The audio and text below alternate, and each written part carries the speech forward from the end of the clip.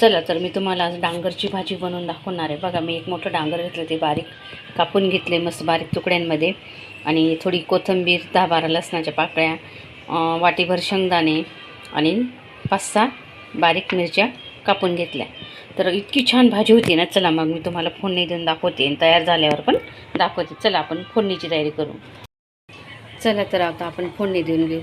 आता कढईत टाकू मस्त मिरच्या थोड्याशा परतून घेऊ. मिरच्या परतल्या का लसूण टाकू.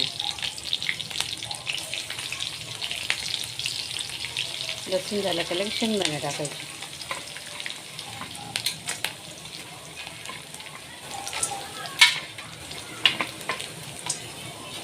शेंगदाणे टाकले का थोडंसं जिरं टाकायचं. जिरं टाकलं का थोडंसं लाल मिरची पावडर टाकायची. नंतर हळद, परत चांगलं मिक्स करायचं.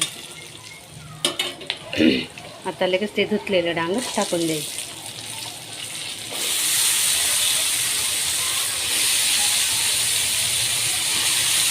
हे पाणी न टाकता शिजवायचं बरं का आपल्याला. नुसतं झाकण ठेवून.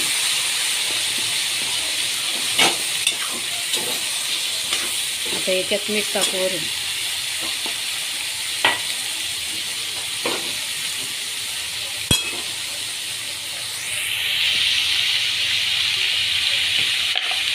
थोडं मीठ टाकून घेऊ चवीनुसार. डांगराच्या भाजीत आहे ना मापाचंच मीठ टाकायचं.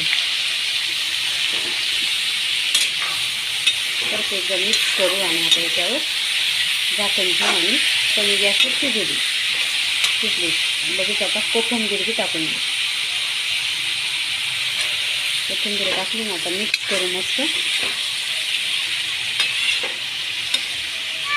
मिक्स झाली. आता याच्यावर झाकण ठेवते 5 मिनटं आणि शिजू देऊ. 20 मिनटं शिजू देऊ. चला आपली भाजी शिजली का नाही बघू. किती छान शिजली, मस्त शिजली. बघा भाजी आपली शिजून गेली डांगरात आणि किती छान दिसते. चला तर आपण आता एका वाटीत काढून घेऊ. बघा आपली भाजी तयार झाली डांगराची. किती छान झाली बघा. तुम्ही पण अशी डांगराची भाजी करून बघा. खूप छान लागते आणि खूप सुंदर होती. व्हिडिओ आवडल्यास लाईक आणि सबस्क्राईब करायला विसरू नका.